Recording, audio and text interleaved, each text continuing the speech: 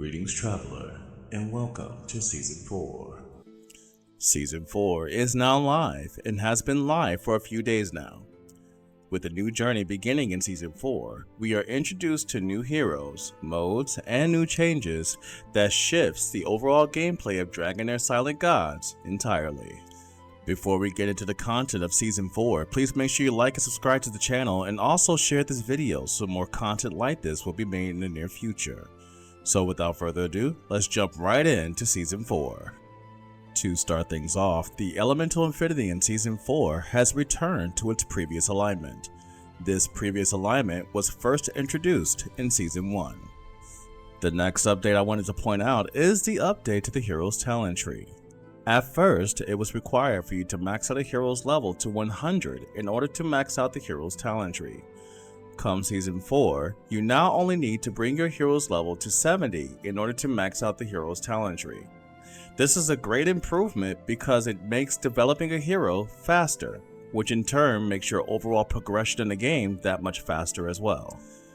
Now it's time that we talk about heroes because I want to showcase to you guys some of the new heroes that came in Season 4 that I believe are worth not only talking about but getting. One of these heroes is Faisa. Faisa is an offensive radiant support that I'm excited that I have, and for good reason. She is a debuffer that also has cleansing abilities with some level of CC. But one of the key features that I love about her is that she delays damage, making her one of the few if not the only one that has this mechanic. Looking at her ultimate Sun's Fire Glare deals 720% attack radiant damage to all enemies with a 50% chance of inflicting accuracy penalty 2 and recharging speed penalty for 10 seconds, then grants debuff immunity to all allies for 10 seconds. What this means, long story short, is that not only will she potentially cause the enemy team to miss and have a slower activation time when it comes to the enemy's abilities, but Faisa will also grant debuff immunities on her allied team, making it that much harder for the enemy team to inflict crippling debuffs. But wait, it gets better. Looking at Faisa's passive, she has an undispellable buff that will proc at the beginning of the fight, that will nerf the opposing team's recharge speed and accuracy for 5 seconds, with the added incentive that for each debuff the enemy loses, the enemy's ultimate energy is reduced by 5%.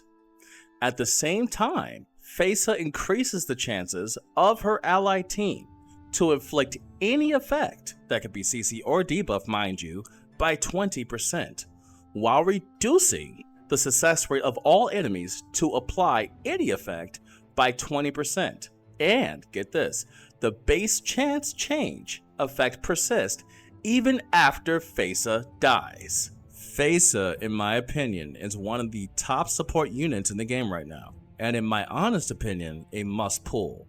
She has heals, devastating debuffs, debuff cleanse with debuff immunity to boot, making her one of the most well-rounded supports in the entire game. Now, besides every light, there is a shadow, and this shadow is in the form of Faisa's enemy and rival, Adenthia. Even though I haven't obtained this awesome hero yet, I've encountered Faisa's foe, and boy, what a foe Adenthia is. Adenthia is a lot like Faisa, but different. Two beings of equal strength, but in different ways. Just like a true battle of light versus dark. Starting with Adenthea's passive, at the start of the battle, Adenthia unlocks the closest enemy with a silence, meaning they can't use skills or ultimates for 10 seconds, and also steals 30% of the target's HP and defense.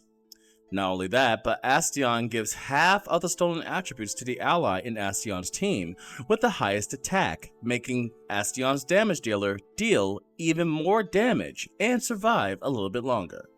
Now, keep in mind, this is not a skill, it's a passive, and it's triggered as soon as the match starts. Talk about OP.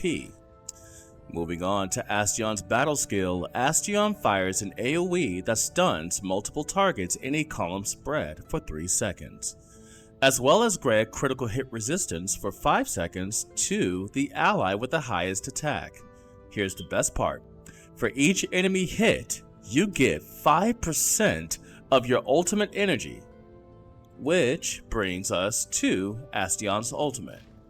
Astion's Ultimate is an AoE that affects targets in a targeted location for 10 seconds.